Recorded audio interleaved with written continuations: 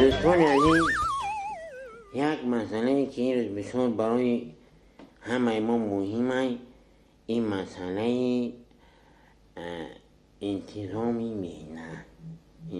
مهنت. آخه گوش که مجلس فقط انتظام مهنت را شما طلب میکنم و یکتون احترام کنید. نخواست که در یک زواد کنسربرانی ما اینمی در طول یک ماه آخر این با 10,558 بنکه نیست. آخه انصاف گفتنی گپ است رفقا، انصاف گفتنی گپ است. پمیدانشن گرفتی بردی، خدمانه نادید کردیم. خیلی بودرینشن گرفتیم بردی، با خدمانه نادید کردیم.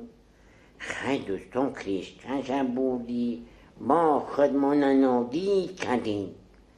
اون نخواه بنکاش هم بگیری بری، بغیر داری بنکای تیاری کسی برم میبریم. اوی تری بدم نیدر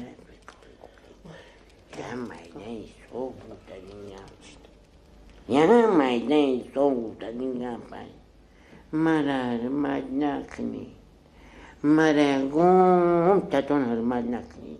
من تو یک پله چویش مو نیستم. نکی منی فهمم بود دوبر حرمت کرد.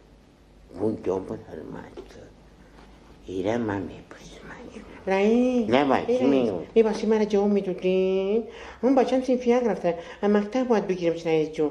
من خدای پیش پوتون دبم برید. ماله جواب رحمت خیلی که ما طلب میکنم. من که طلب میکنم با من شما چکو میکنم طلب میکنم. میای آخی مزدی معاشتون 100 بونچکر نغده، اولیکوتون نغده میگیرین سری مقد. خیلی که یکتونه یک بیدون شناخین خیلی بند. رئیس من جواب میدادید دختر چه صبرینه باید از بخچه کودکو نگیرم. منش جواب رحمت رئیس خیلی نه عقل کردن آوردن سند نیست. بنکه صبر مونده کریشکر میخرم نیست. اون کریشکر او نپوهم نیستم. بودرینگو نیست. خدا بگیره کاتونه نخو لغرو بلیستم بگیری برمی وعده پیشنوی کن رئیس لبای چی میگو؟ رئیس من جواب که خواهد او زنها خود برای کودکاشون رفته. خود شما چی کار دارنگی؟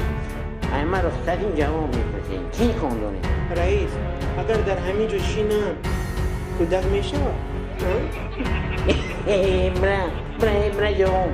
برای جوابی